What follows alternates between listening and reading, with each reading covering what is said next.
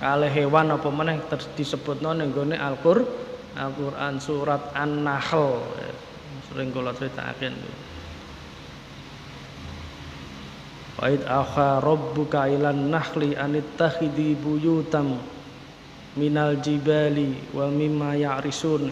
Saterusé niku nggih. Niku Allah dawuh karo bangsa lebah, lebah kowe gawe ya sarang ning gunung-gunung, ning gone wit-witan, nasyajari wa mimma ya'risun, bangunan-bangunan sing digawe menungso gawe sarang. Bakuli mingkuli samarat kemak nganem saka woh-wohan, bunga-bungaan. Nah kayak gelem ngono yakhruju mim butuniha syifaun ngoten nggih.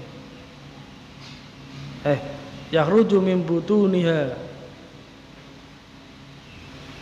lali aku nggih. Syarabum lahu syifaul linnas tapi niku. Nah gelem ngono bakal metu ning perutem minuman sing alwanun bermacam-macam ya. Ana madu iki, madu iki, madu iki. Sing madu mau mengandung syifaul linnas, obat bagi menungso.